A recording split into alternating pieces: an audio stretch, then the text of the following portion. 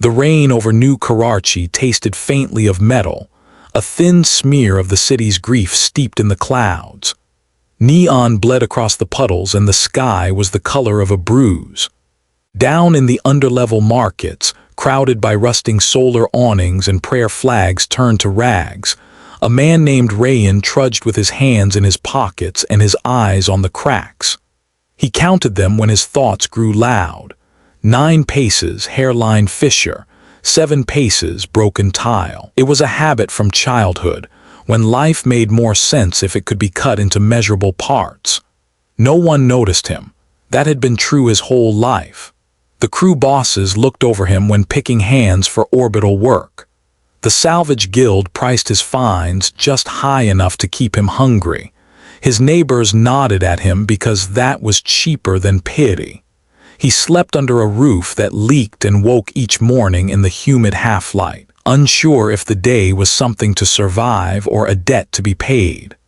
On the nights when the city's wireless was quiet, when the orbitals above rolled like watchful eyes, he climbed to the roof with a cheap antique telescope that shook in the wind. He pointed it toward the bright ruins, a thin silver ring of ship bones and war leftovers drifting beyond the exosphere. There once, the first and final war had burned so bright that shadows of it still lived under people's eyelids. Rayan watched those bone ships until his own bones felt hollow and filled with longing. He told himself, "You're nothing." He told himself, "Keep your head down." He told himself, "Survive." On the morning it began, he wasn't looking up. He was in the underlevel, a place of repair stalls and back alley shrines, carrying a case of spent graphene batteries to a buyer who always shaved the price. A tremor lifted the dust from the beams. The city thrum faltered. In the gutter of his vision, a sky shape fell like a knife. It struck the old dry dock on the far edge of the market, where the ferrocrete had cracked into something like a mouth. People ran toward it because people are curious even when they are afraid. Rayan ran because he wanted a reason to run. He arrived breathless and ordinary, swallowed by a ring of taller shoulder blades. A few drone cameras hovered like dragonflies, feeding the feeds with images that would be buried by noon scandals. Rayan shouldered forward, an apology already in his throat. He reached the front and saw a ship embedded in the cracked floor, hissing steam and light. It was little, not a warship, not even a courier. It looked grown instead of built, a glossy tier, pearl silver, fractal veins of light tracing it like ivy. A crease had opened down its side and someone had fallen into the dust. A woman lay on the ferrocrete. She was wrapped in a suit as black as eclipse glass, the seams glowing faintly. Her hair was the darkness inside a candle, shimmering when the light moved. Her face was not like the faces Rayan knew, but it had all the pieces that make a person a person. Her eyes were open and very old. Behind the onlookers came the city, the yellow and blue uniforms of the Port Authority, the black motorcycle shapes of the guild enforcers, the gaunt runners of the neighborhood, the slow, blinking eyes of the monitors high on the pillars. Rayan felt the crowd lean in, ready to tear something beautiful into parts. The woman sat up with an effort as if the world were heavy on her chest. Her gaze moved across the semicircle of faces, measuring. When it reached Rayan, it stopped. He felt it like a hand, patient and without contempt. He thought he saw himself reflected in 100 distant places within her eyes. The boy counting cracks, the man who never belonged, the watcher with his shaking telescope. "Don't," she said softly, and her voice made the air gentler. "Not them." The Port Authority officer at the front lifted a palm. "By statute," she began, "this crash." The woman blinked and the officer forgot her words. A ripple passed over the crowd, a shiver he saw in the faces around him without feeling in himself. The woman stood, then faltered. For a moment she seemed to dissolve into light. Then she solidified again, smaller somehow, as if she had used herself up to do a small mercy. She looked at Rayan. "I need to go," she said.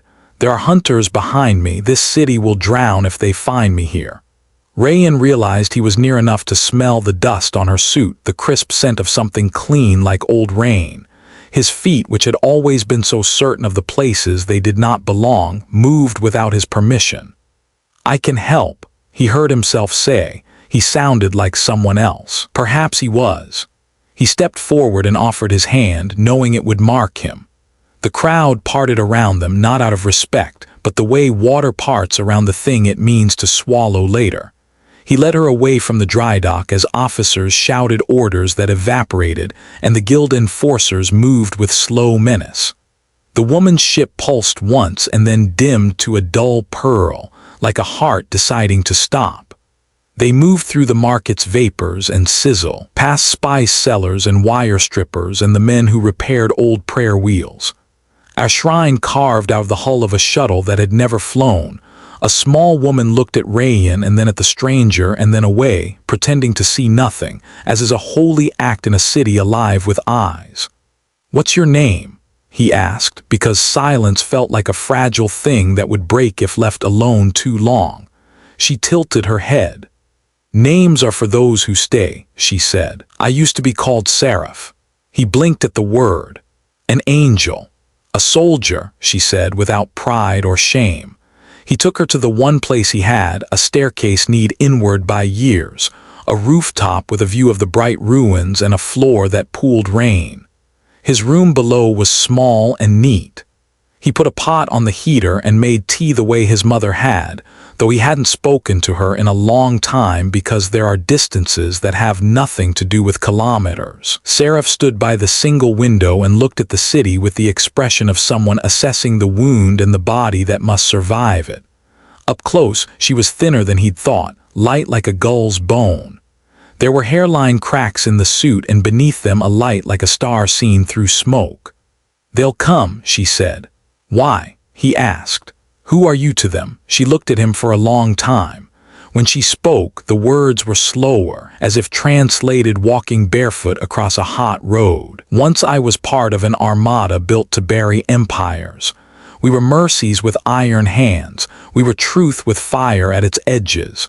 We were told humanity had been the last war. We were told the galaxy was safe. Then the ones who say such things started hunting us." "Why?" Rayan whispered. "Because mercy is disobedience in the wrong light," she said.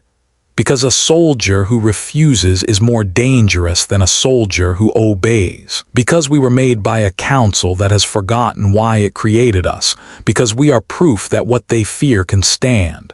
She turned her attention to him in a way that made him feel measured and still protected. "You helped. You moved when others stayed. You saw me as a person." "That doesn't make me special," he said. "Nothing does," she agreed softly. "That is why you are." He thought of the hunters she had named. He thought of the bright ruins and the old war and the city's permanent tired. He thought of the way she had said, not them. He thought of himself. "What do you need?" he asked. "Time," she said, "and something to fix what is broken in me." He had very little that could help a fallen angel repair her light. He had a soldering iron, a salvage bag, a quiet voice, a kettle, a habit of listening. He had a telescope that shook and a stubbornness that took the shape of doing small things well. He had an address no one remembered, which in the city was a kind of shield. He also had a promise he didn't know how to make, except by continuing to stand there. Seraph sat, as carefully as if the chair might decide it could not hold her. Rayan put the tea in her hand. She sniffed it like a forest animal, uncertain a gift was not a trap. Then she drank and something in her shoulders loosened. "Your world," she said. "It smells like repair." "It smells like rust," he said. She smiled. It was like watching a star blink awake in an old well. When night came, the sky did not hide the hunters. They were not subtle. They fell like dark snow, 8 specks with the trajectories of needles, and every camera in the city turned up its head. News feeds ignited with words like first contact and threat level and containment. The Port Authority formed lines that looked good from above. The guild held weapons they weren't legally allowed to have, because legal was a word with holes in it. Rayan stood on the roof with his shaking telescope and watched the hunters glide. Beside him, Seraph's eyes were two calm moons. "They will see where I fell," she said. "Then they will look for where I have to be. They'll look for rich, safe houses and hidden bunkers," Rayan said. "Not for a man whose rent is 2 weeks late." Seraph's smile again, quick and thin.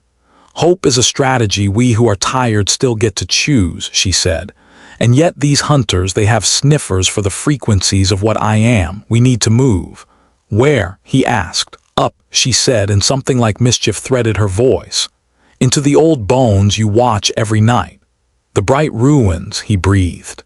"They are not only ruins," she said. "They are a graveyard and a library and a hurt that still remembers its name. I can hide there better than in any alley, but I cannot reach them alone. I am not what I was." Rayan looked at his telescope. He looked at the city he knew like scars. He looked at Seraph and found that he did not feel afraid. He felt something like, "At last." "I know ways up the elevator spines," he said. "Maintenance ladders no one repairs, a cargo skiff whose owner owes me 2 favors." "Favors," she said, tasting the word. "Your people are very rich." "We're broke," he said. "Yes," she said gently. "That is another kind." They left before dawn in a city's hush that comes right after its loudest weeping. Rayan wore a jacket with a hood and carried a bag of parts that had in other days been his only coin.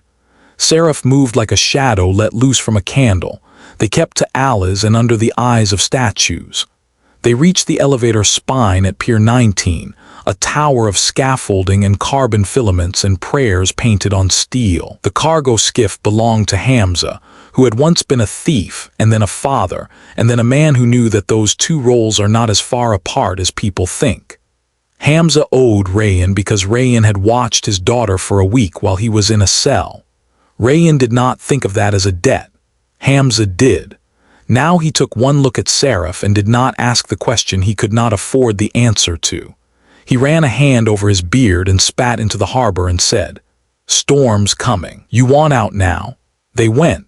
The skiff rattled like a saint's bones, but it climbed. The sea became a dark patchwork and the city a living thing with a million eyes. Clouds were teeth they slipped between. The sky thinned to blue so pale it hurt. Above, the ring of the bright ruins gleamed. Rayan had seen them 1,000 nights. He had never been near enough to taste their cold. The skiff's guidance blinked and died at the edge of the gravity buffer. Hamza swore and turned back. Rayan and Seraph jumped. For a heartbeat, they were nothing but 2 shapes falling toward the place where the earth ends. Then the old war caught them. Microgravity took their weight and made it gentle. They drifted toward a hull the color of old bone. The ruins were not silent. They hummed with the memory of commands and deaths and things learned so quickly they burned their own mouths. There was a cathedral of twisted beams and a forest of antennae. There were doors that opened to starless rooms where slogans still glowed in languages no one spoke. There were windows showing the planet like a coin with water on one side and light on the other. There was a feeling of being watched by ghosts who had learned politeness. Seraph touched the bone hull with her palms, gently as a person touches a sleeping animal. Light traveled under her skin, answering hidden lines in the ship, an old code returning to a conversation it had not finished. A hatch sighed and opened like a tired lung. Inside, the air was thin and tasted of cold metal. They drifted through corridors where war posters made of light flickered and died, where someone had written a prayer on the wall with a finger dipped in machine oil. Seraph moved with a familiarity that hurt to see. Rayan followed and did not ask how she knew the turns. Some things you do not ask a soldier if you plan to be kind. They reached a bay that had once held repair pods. Seraph sat on a panel and exhaled slowly, as if she had carried the world that far in her lungs. "Here," she said, "I can make the hunters wait." Rayan watched her work. She bared her suit at the wrist and pulled a thread of light from herself, wincing as if teeth had taken purchase. She wove it into the bay's old systems, humming under her breath. Rayan took a panel apart at her nod and found the right wire by the feeling of the room's attention shifting. He did not understand, but his hands did. He soldered, he tightened, he held, he fetched. It felt like being read a story he had always loved but never known the words to. At the bay's heart, a machine woke like a creature deciding this world deserved its strength. Sarah fed it herself and sagged. Rayan caught her. "Don't spend yourself," he said, shocked at his own boldness. She looked up at him, eyes very bright. "You call me angel, do not make me more than I am. I was built to give everything. It takes practice to stop." "Practice with me," he said. She blinked, a long blink, and a tiny smile appeared at the corner of her mouth like a secret. The hunters arrived 3 hours later. They had the grace of sharks and the patience of men who had learned patience cost less than fuel.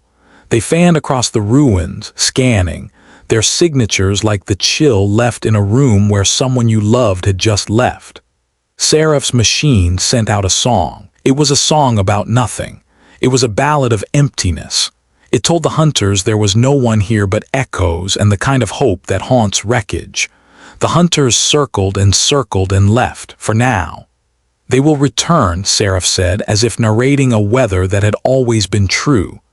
"Then we make here a place to live," Rayan answered, surprised by the we. They did.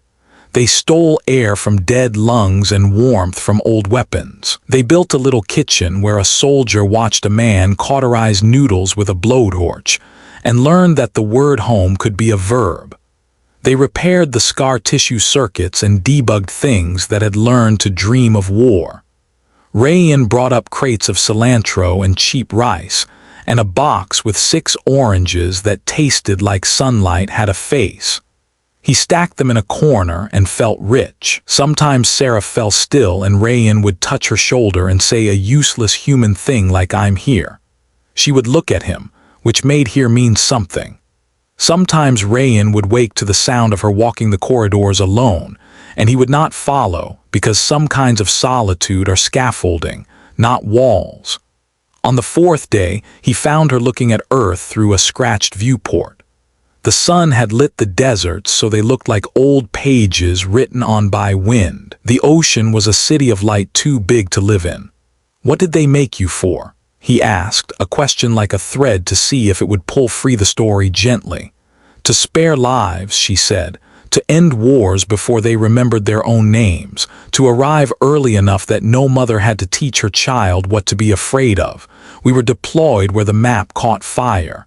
We took the heat into ourselves until even our shadows burned." "And then?"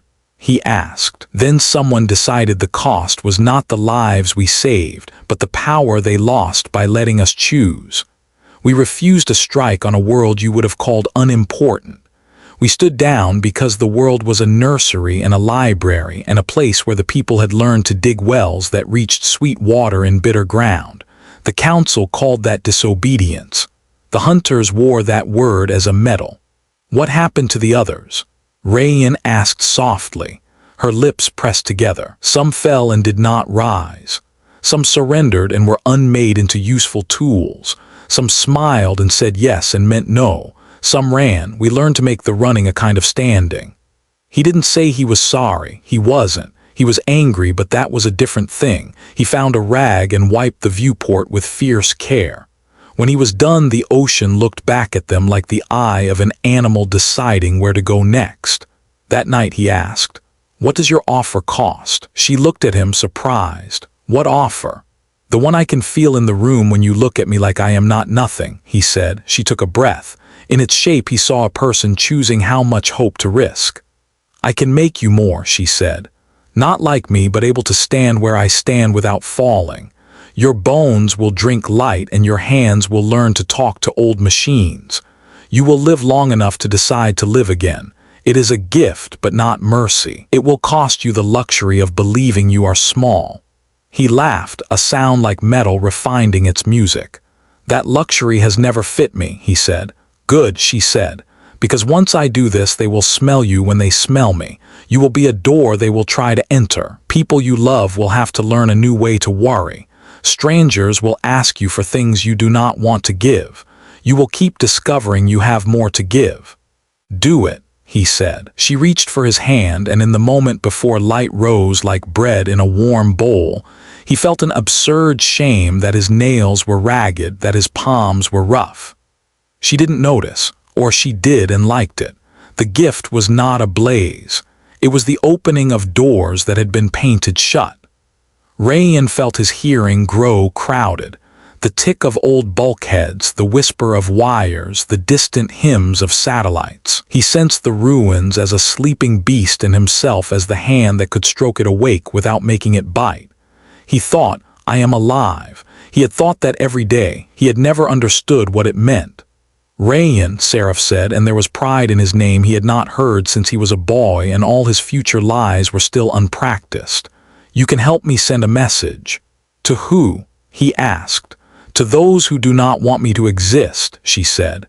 To the hunters, to the council, to anyone who listens when they should not and fails to listen when they should.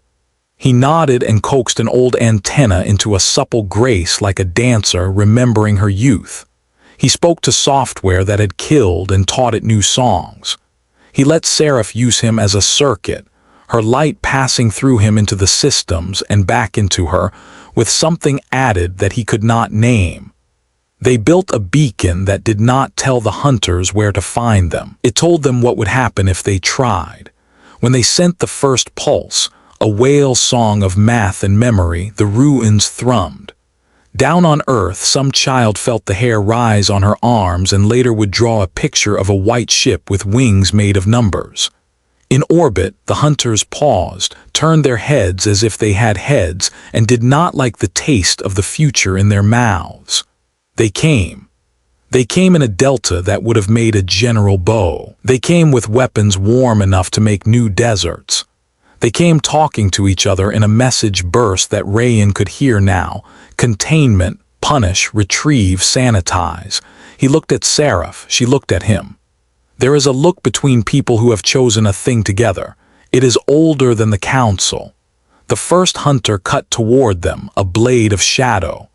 Seraph's machine sang, and the hunter hesitated as a dream caught its ankle. Rayan reached into the belly of the ruins with his new hands and pulled up a shield that had last been used when his city was younger and hungry in different ways.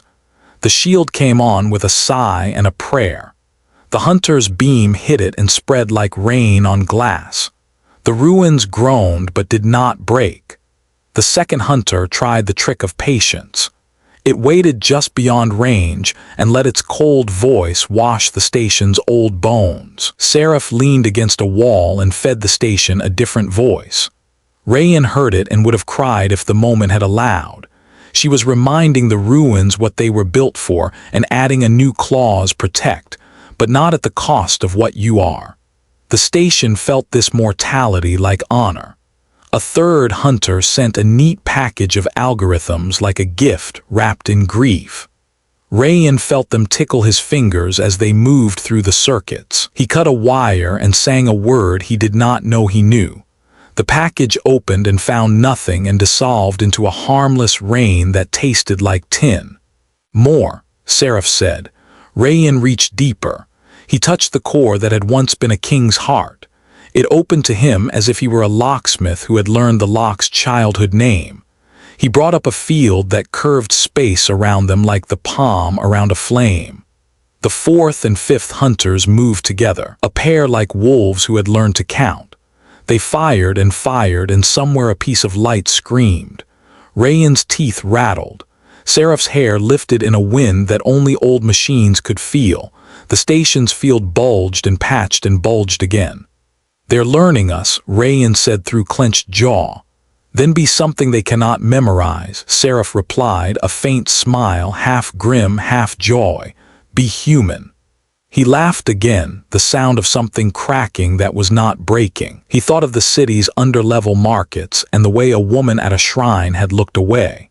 He thought of Hamza swearing into the harbor. He thought of his mother who used to say, "You think too much to be useful." He thought of the boy counting cracks.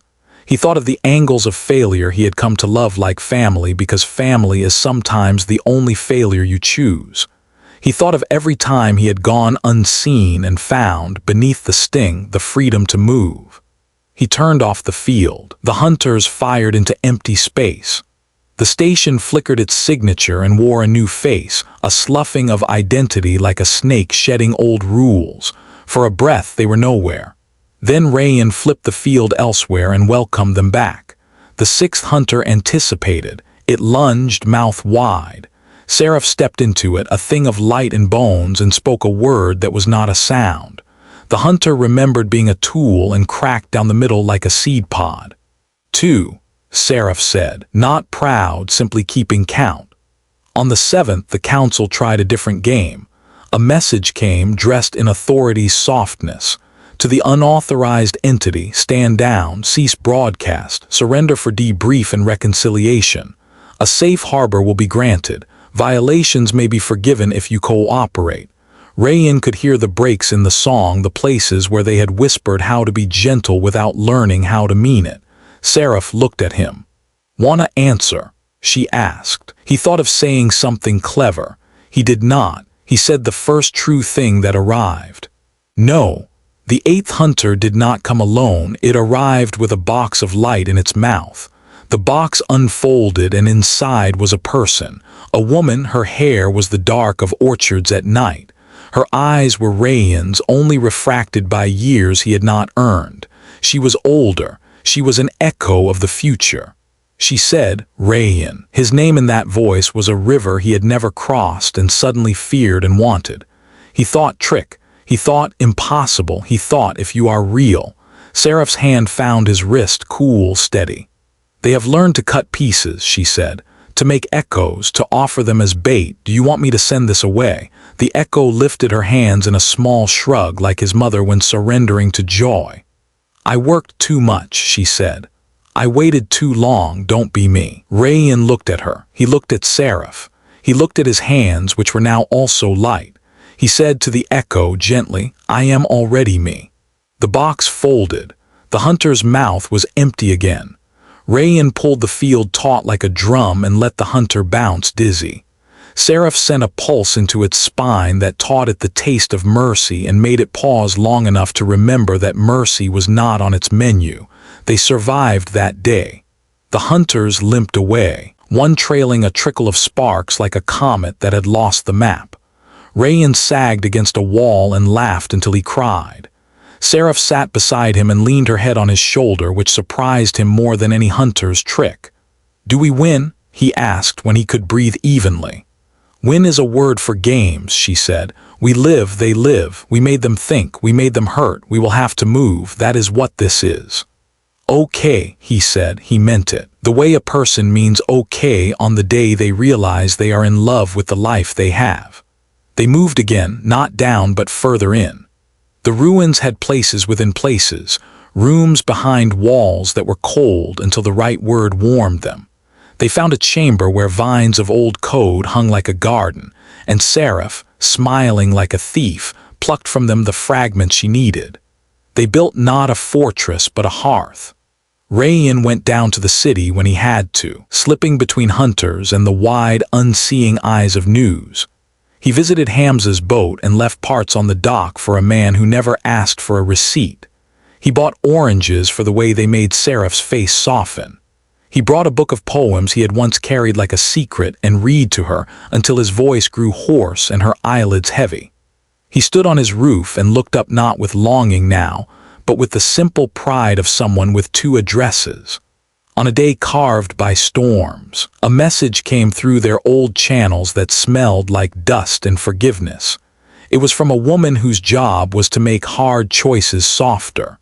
Her title was never spoken aloud except by children playing at power because the way it moved through rooms made people stand straighter without knowing why. The message said, we are not as singular as we pretend. We are afraid. We have done harm.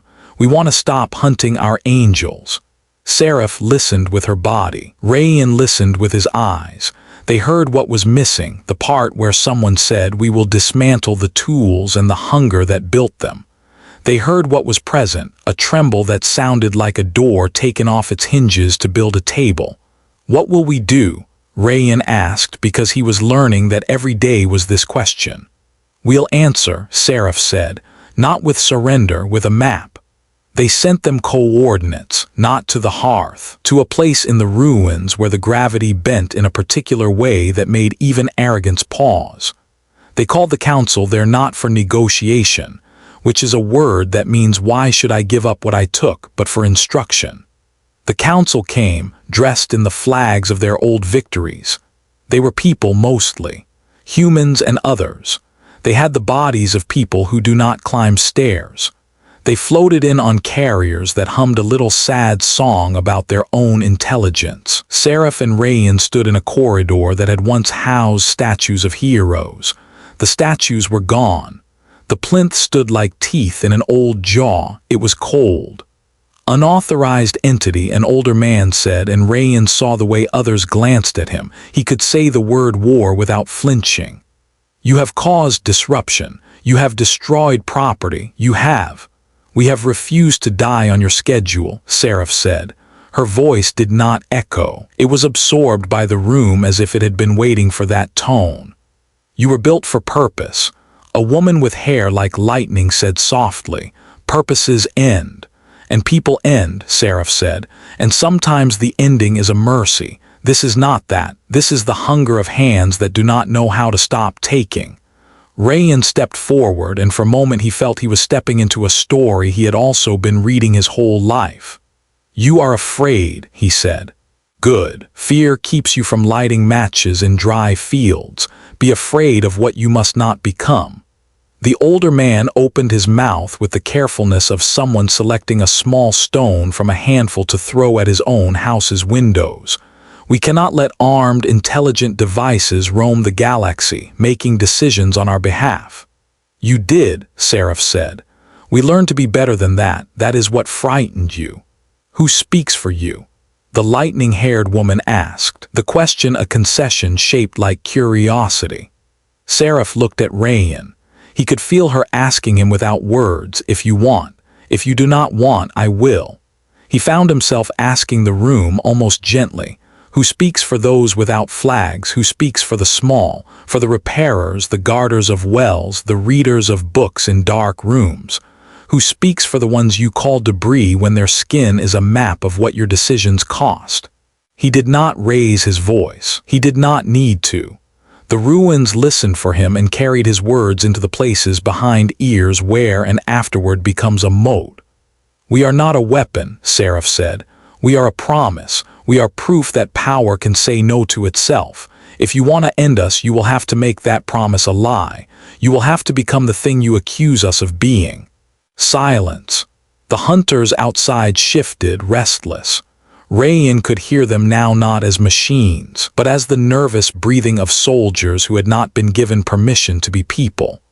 The lightning-haired woman said very quietly, "And if we do not end you, if we accept you as you are, then leave us alone," Seraph said, "and learn, build fewer hunters, build more wells." The older man did not become gentler. Some people do not learn that way. He lifted a hand, seized them. The hunters moved. Rayan moved faster. He was not a fighter. He was a repairer. He had learned that the best way to stop a machine is to ask it what it needs. He opened his hands and asked the hunters a question. Who did you want to be when you were first turned on? He fed them a memory that was not theirs.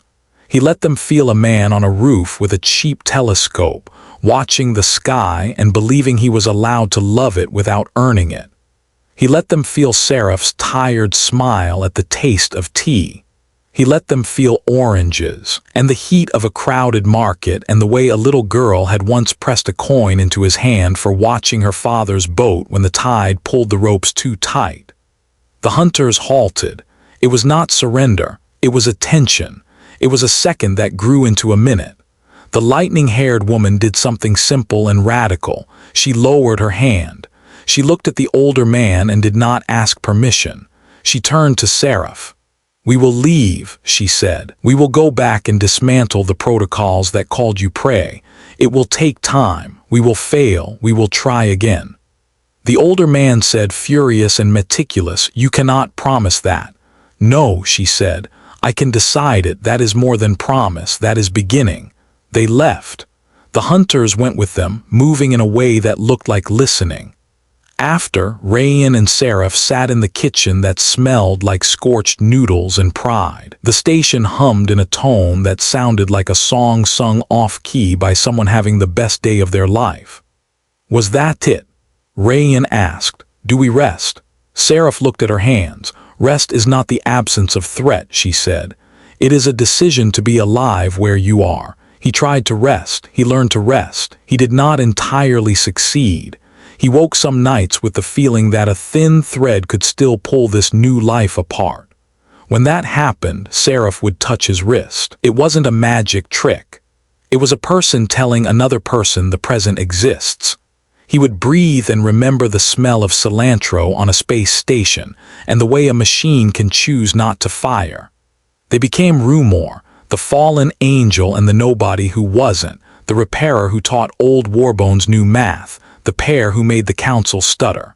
Stories grew around them like ivy, and some of the leaves were poison and some were flowers, and both were human. A year turned. The council did not keep all its unpromised promises. It dismantled some protocols and strengthened others.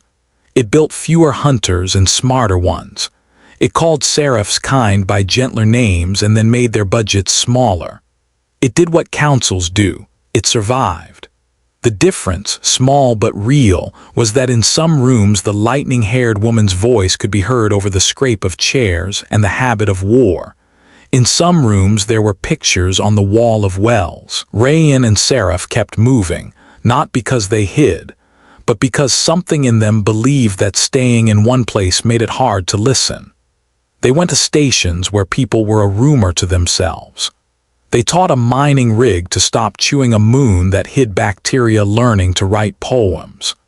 They shut down a smart missile politely and carefully, and then used its casing to build a swing for a child who had never loved gravity. They spoke to soldiers who had stopped sleeping because they had forgotten how to forgive themselves. They taught them the trick of making tea and waiting. They failed, too. On a rock with a sky like rust, they arrived too late to stop a burn. They counted the names and learned them anyway. In the blue caverns of a comet too pretty to kill, they lost a friend they had barely met. Rayan taught himself to build small monuments out of spare parts and silence. Seraph stood with him and did not pretend the monuments were enough. There came a day when the hunters returned. Not the same ones, not the old smell. These were quick and sleek and dressed in the confidence of a council that had not tired of its own reflection. They came without a message. They came like rain. Rayan and Seraph were above a planet with cities like bracelets of light and fields that were more than fields because they were the memory of hands learning to feed themselves. The hunters encircled them, 18 this time, in a geometry that said we learned. Rayan looked at Seraph. Seraph looked at the hunters. There was a tiredness in her bones that had nothing to do with time and everything to do with having to teach the same lesson to new students every year. There was also joy. "Ready?" she asked. He thought of all the things he had not been ready for and had done anyway. "Yes," he said simply. They didn't fortify, they didn't hide. They sang. They sang with old machines and their own bodies, and the gravity of a planet, very busy remembering how to be beautiful. They sang about wells and oranges and counting cracks and angels that were soldiers and soldiers that were promises. They sang to the hunters about what weapons can be when they stop. Some of the hunters tried to resist the song. They had been given new algorithms named antidote and cure. They had never been taught that the opposite of a song is not silence but a worse song. They faltered. Rayan reached for them and said, "Come here, let me show you how to breathe." A beam caught them then, clean, bright, righteous. It cut across the space between them and the planet and drew a line like a scar that would not heal. It came from a ship that wore the council's colors with the sincerity of a hymn. Seraph moved. She put herself between the beam and a world she had not been asked to love. The light that had always lived under her skin rose like dawn. She held, and her holding made the beam softer, then gone. Rayan was beside her before he could count the move. He felt the heat of what she had refused. He felt the cool of her hand shake in his. He whispered, "Stay." She smiled at him with her whole face unarmored. "I intend to," she said. He turned to the council ship and opened his hands. "No," he said. He didn't shout. The sound traveled as if carried by a friend to every place it needed to go. "Not today. Not like this." Down on the planet, 100,000 heads turned up. People who had never met spoke the same word without agreeing to it. Enough. The council ship hesitated. The lightning-haired woman's voice came over a crackling channel, older now, hoarse. "Stand down," she said. "Stand down." Rayan could tell she had not been in the room where the beam had been lit. He could tell she had run. The beam did not return. The hunters drifted, listening. Seraph exhaled. Rayan felt the exhale in his own bones. For a second he believed in a galaxy that could learn. The hunter nearest to them tilted its head, an impossible gesture. A voice came, thin, uncertain, like a child at the edge of a classroom door. "What are we if not this?" "More," Rayan said. "You are more." The hunters did not kneel. They did not weep. They turned back slow, as if seeing the path they had used to arrive was also a way out. The council ship pulsed once, a signal Rayan did not understand but recognized as Apology's cousin. After, they were small again. After, they made tea. Seraph sat with her back against a bulkhead, eyes on nothing in particular, the way a person looks when the thing inside them that keeps the lights on has decided to rest briefly. Rayan crouched. He reached into a kit for a tiny solder wire out of habit, then put it back because not everything is fixed that way. "Your offer," he said, thinking of the day her light had rewritten his hands. "I took it because I was tired of being small. I learned I was never small." She opened one eye and smiled. "You were never small," she agreed. "You were waiting." "I want to offer something back," he said. "Not something borrowed from an old machine, not a trick, just this." He told her a story. It was short. It was about a boy on a roof and a telescope that shook and a city that never looked down. It was about counting cracks and realizing the ground had been holding you the whole time. It was about a man with 2 addresses and a woman who remembered the names of the dead and still learned the names of the living as if there were time. He finished. She leaned her head on his shoulder, and the weight of it was a map of the whole world. "Keep offering that," she said eventually, voice thick with the comfort of a person who had found we again after too much eye. "Wherever we go." They went. Years went with them like dogs, faithful and messy. They watched a frozen moon bloom moss in the light of a borrowed star. They taught a bureaucracy to harvest grief without selling it back to the mourners. They fed a group of teenage engineers noodles and courage. They failed and tried and failed and built better ways to fail. Rayan stopped thinking of himself as a loser and started thinking of himself as late to his own life. When they returned to New Karachi, it was raining metal again, the way it does when the sky forgets. The underlevel market had eaten and grown and changed its teeth. Hamza's boat had a new coat of paint that looked like he had cut open the sea and pulled out its precise favorite blue. The woman at the shrine had replaced the prayer flag with something hand-stitched and stubborn. People looked at Rayan and saw something in him they recognized. Some looked away because it is terrifying to consider that the person you ignored learned to stand taller away from you. Some smiled. A little girl pointed at Seraph and said, "Angel," and Seraph laughed, real and helpless. They stood on Rayan's roof under the leak he had refused to fix because it had become a friend. The bright ruins were less bright now and more of a home. The city made its noises. Somewhere a child was learning to read. Somewhere a man was deciding not to go to war. Somewhere a woman was planting a seed and hoping for rain. "Do you regret?" Seraph asked, not like a test, like a kitchen conversation. "Only that I waited so long," he said. She nodded. "That is a human thing. That is why you are dangerous to those who want time to belong to them." He took her hand. It fit like a tool finds its purpose after years in the wrong drawer. "What now?" he asked. "Now," she said. "We endure, we teach, we defend wells, we say no to beams.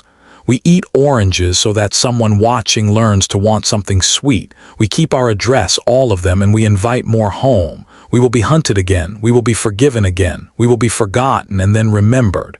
We will not stop because stopping is not the same as ending and ending is not ours to choose. He looked at the city. He looked at the sky. He felt his hands still light, and the heaviness of being alive, which he had learned was not a punishment but a promise. He thought of the council, of the hunters learning other songs, of the lightning-haired woman telling a room full of men who floated to sit down. He thought of the boys and girls who would look up tonight and not know why their chests hurt pleasantly. He squeezed Seraph's fingers. The rain slowed to a fine mist that made the world look wrapped in newness. And that day, the galaxy learned humanity doesn't conquer, it endures. Headphone, thank you for listening. Until next time, stay human, stay unbroken.